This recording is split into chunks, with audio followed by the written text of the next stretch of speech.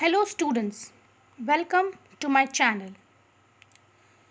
Today we shall continue with Macbeth written by William Shakespeare. On my previous video I have explained Act 1 Scene 2 Part 1. Today I shall continue with Act 1 Scene 2 Part 2. Please note. Enter Ross and Angus. Who comes here? यहाँ पे Ross और Angus दोनों Lord हैं, वो इस scene पर आते हैं.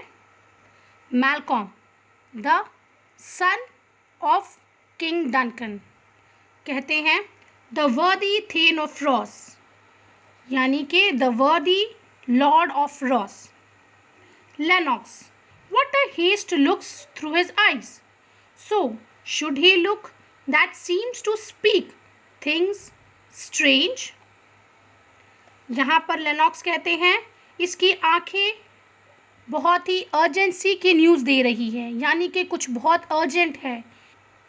और यहाँ पे लेनॉक्स ये भी कहते हैं कि ये कुछ स्ट्रेंज न्यूज़, स्ट्रेंज यानी कि अर्जेंट न्यूज़ के बारे में बताने के लिए आए हैं. Ross God save the king, ये एक ग्रीटिंग्स है. Duncan, whence camest thou, worthy Thane?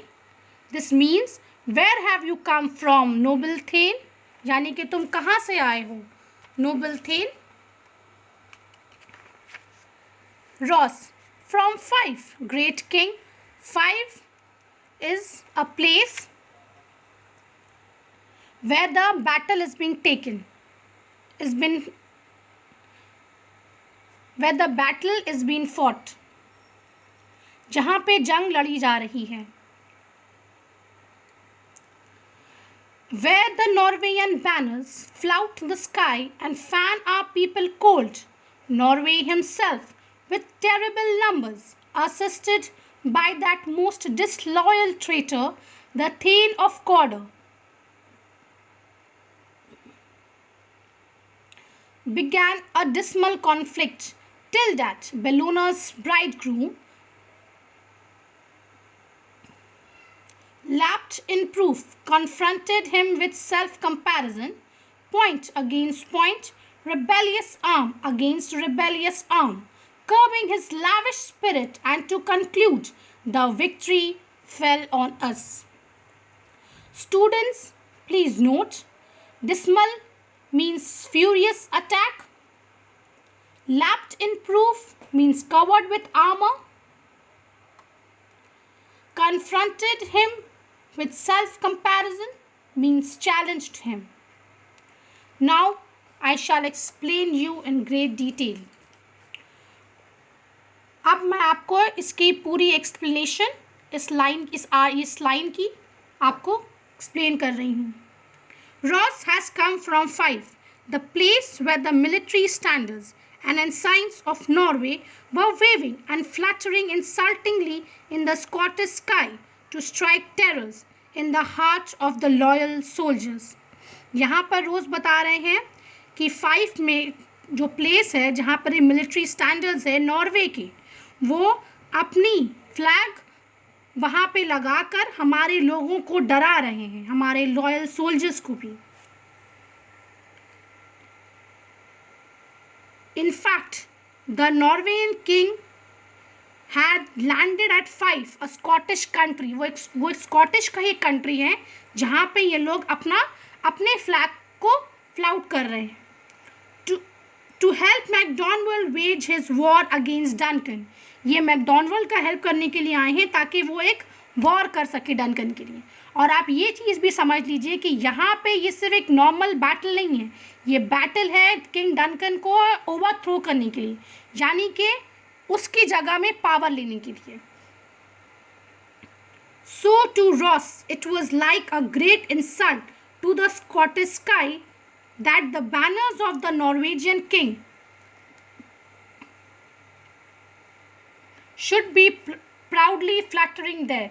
और ये एक बहुत ही बड़ा इंसल्ट है कि हमारे देश में किसी और देश का झंडा लहरा रहा है. Ross then starts relating how the King of Norway, assisted by formidable reinforcements dispatched by the Thane of Cawdor, the most repulsive traitor and rebel, made a terrible onslaught on the king's army. Students, please note, formidable means powerful, reinforcements means army, repulsive means disgust, and onslaught means destructive attack. यहाँ पे Ross बता रहे हैं कि कैसे king of Norway अपनी पूरी troop के साथ वहाँ पर मौजूद है और उसको हेल्प किसने किया है? थेन ऑफ कॉडर, जो एक गद्दार है हमारे देश का, और वो मैकडॉनल्ड की और किंग ऑफ नॉर्वे की मदद करके किंग डनकन को हराना चाहता है. But then came Macbeth, who confronted the rebel with such skill and power that he seemed to be the chosen spouse of Bellona, the Roman goddess of war. पर यहाँ पे वो ये भी बताते हैं कि उसी वक्त मैकबेथ आते हैं जो फेस टू फेस अपने स्किल और पावर के साथ, जैसा कि मानो कि वो रोमन गॉडेस बेलोना की स्पाउस है, यानी कि हस्बैंड है, अपनी पूरी ताकत के साथ ये आर्मी से लड़ने के लिए वहाँ आते हैं. Clad in heavy armor, he rose to the occasion, met the king of Norway face to face, and opposed him in a hand-to-hand fight with all the great skill and valor that could be expected of him. Students, please note, clad means covered, यानी कि वो पूरे armour से covered थे. वो king of Norway के पास आए और face to face, hand to hand fight करने के लिए अपने तलवार के साथ, जो उम्मीद थी, जो एक्सपेक्टेड थी उनसे, वो वहाँ पर उसके साथ पूरी बहादुरी के साथ लड़ने आए. He crossed the spear with spear and sword with sword and checked enemies insolent power at every action of the war. वो स्पेयर और स्पेयर्स दोनों की लड़ाई हो रही थी, स्वॉर्ड विथ स्वॉर्ड, और आर्मी की और एनिमी की हर पावर ऑफ एक्शन का वो सही से जवाब दे रहे थे. Ross concludes by saying that the loyal troops scored tremendous victory over the rebel and their allies. Students, please note, tremendous means excellent and allies means groups. तो यहाँ पे लास्ट में वो यही बताते हैं कि हमारे ट्रूप्स बहुत ही एक्सलेंट विक्ट्री हासिल किए हैं रिबेल आर्मीज से. The scene explains the political setting of the play, यानी कि ये सीन से आपको पता चलता है कि उस वक्त स्कॉटलैंड में पॉलिटिकल सेटिंग्स क्या हो रहा था. It brings into light the mighty internal and external political upheavals which Scotland was facing at that time. External तो है कि किंग ऑफ नॉर्वे ने अटैक किया, मैकडॉनल्ड में अटैक किया, पर इंटरनल भी है ना, क्योंकि थेन ऑफ कॉडर भी उनके साथ मौजूद थे. तो यानी कि स्कॉटलैंड पर उस वक्त क्या हो रहा था, ये आपको शेक्सपियर की इस ट्रेजेडी से बहुत अच्छे से समझ में आ रहा होगा. डनकन ग्रेट हैप्पीनेस, यानी कि डनकन बहुत खुश हुआ ये सुन के. Ross that now Sweno, the Norway's king, craves composition, nor would we design him burial of his men, till he disbursed at St. Colm's Inch $10,000 to our general use. Students, please note, craves means desires, composition means piece, designs means permit, and disbursed means paid.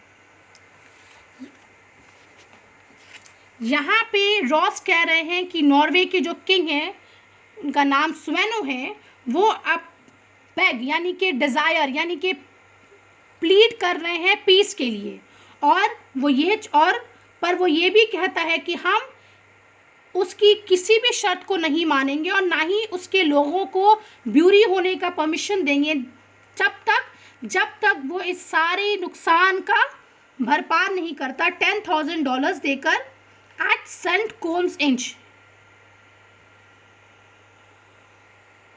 Eight Saint Colm's Inch, वो एक island है, वहाँ पे ये लोग तभी agree होंगे जब किंग ऑफ नॉर्वे $10,000 देने के लिए अग्री होंगे. Duncan, no more that Thane of Cawdor shall deceive our bosom interest. Go, pronounce his present death, and with his former title greet Macbeth. यानी कि अब डंकन यहाँ पे कह रहे हैं कि और इससे ज़्यादा थेन ऑफ कॉर्डर हमें धोखा नहीं दे सकते हैं.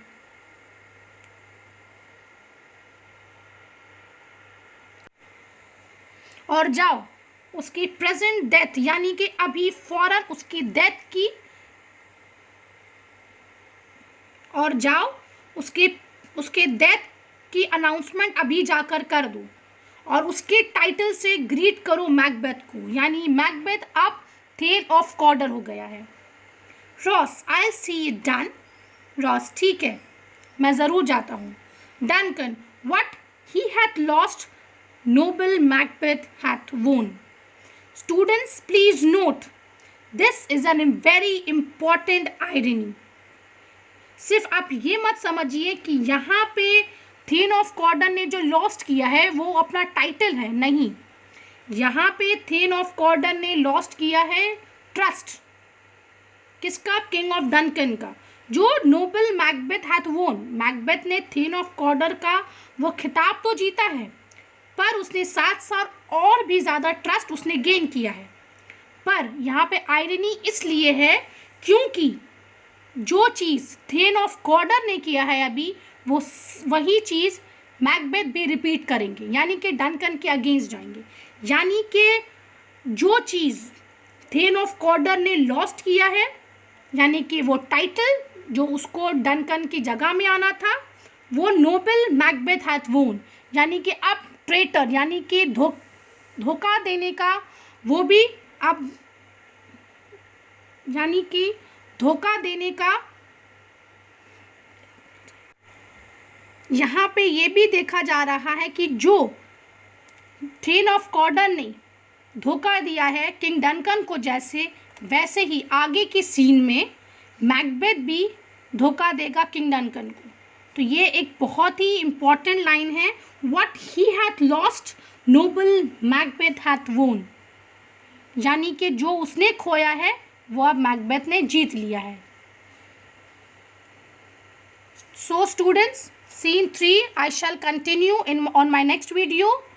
Thanks for watching and please like, share and subscribe. Thank you.